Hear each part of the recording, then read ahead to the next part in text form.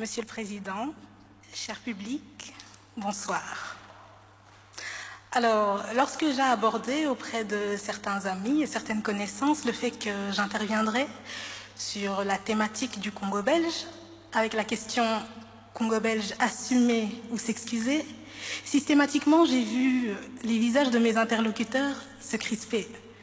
À ce moment, j'ai compris que le sujet était encore quelque peu brûlant. Quoi qu'il en soit, je suis présente et j'affirme que le Congo belge, il faut l'assumer. Assumer ne veut pas dire oublier. Assumer ne veut pas dire légitimer. Assumer ne veut certainement pas dire justifier. Assumer est le simple fait de s'enraciner dans le présent avec une pleine conscience du passé. Assumer, c'est donc dire qu'il y a eu des crimes, qu'il y a eu des pillages lors de cette colonisation. Assumer, c'est dire qu'il y a eu une colonisation et qu'il y a eu une décolonisation. Assumer, c'est dire qu'il y a eu des horreurs et que ces horreurs ont pris fin. Assumer, c'est dire enfin qu'un certain 30 juin 1960, les Congolais ont eu le choix et la possibilité d'exprimer leur refus de n'être qu'un peuple colonisé. Assumer, c'est donc se faire ami de l'intégralité de l'histoire et pas de certains fragments. Concrètement, qu'est-ce qu'assumer? Assumer une colonisation, c'est en parler, c'est en discuter, c'est en débattre, c'est la critiquer et par-dessus tout, c'est en soutirer des leçons. Assumer, c'est ce que la République démocratique du Congo, aujourd'hui, ancien Congo belge, fait tous les jours, en parlant de sa colonisation, en l'enseignant, en la chantant jusque dans son hymne national. Assumer, c'est ce que le Royaume de Belgique ne fait pas.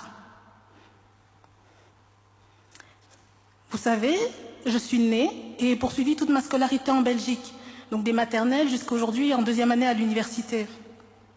Et depuis ma 3e primaire, on m'enseigne fièrement la résistance belge lors de la Première Guerre mondiale, les 3 jours où les troupes belges ont résisté et ont fait front aux troupes allemandes qui voulaient rejoindre Paris. Donc on me vante 3 jours. Mais jamais on ne m'a parlé des 80 années de la colonisation belge au Congo. On me vante 3 jours. On m'en cache 31 025. Alors, comment expliquer ce complexe sur la question coloniale? Cher Président, cher public, j'ai ma propre théorie. Là où on peut reconnaître au Congo une décolonisation manquée, on doit reconnaître à notre royaume une colonisation et une décolonisation manquée, double échec. En effet, entamé sur les crimes humains de Léopold II, terminé sur les chapeaux de roue dans les années 60, pour le royaume double échec. Alors notre royaume, plongé dans sa mélancolie, n'assume pas son double échec. Et dès que l'on dit Congo, les visages se crispent, la Belgique se cache, la Belgique se braque. On comprend bien que ce n'est pas la Belgique qui hante le Congo, c'est bien le Congo qui hante la Belgique. 57 années que notre royaume n'a plus de colonie, 57 années que la Belgique tente d'oublier, 57 années qu'elle n'enseigne pas l'histoire coloniale, qu'on n'en parle pas, qu'on ne l'aborde pas, 57 années que la Belgique essaye de s'oublier, devient étrangère à elle-même, 57 années que le royaume s'aliène, 57 années que le royaume s'auto-aliène. Alors, je vous interroge, chers adversaires, comment pouvez-vous parler d'excuses dans un tel contexte? Est-ce que le dialogue doit s'entamer entre le Congo et la Belgique ou entre la Belgique et elle-même? Croyez-moi, si la Belgique a des comptes à rendre, ce n'est pas avec le Congo, mais c'est avec elle-même et son histoire coloniale. Je vous remercie.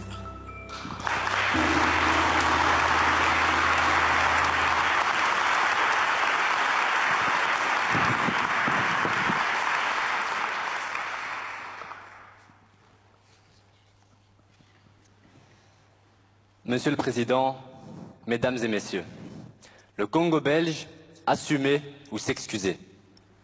Tout d'abord, j'aimerais commencer par une définition des termes. Assumer.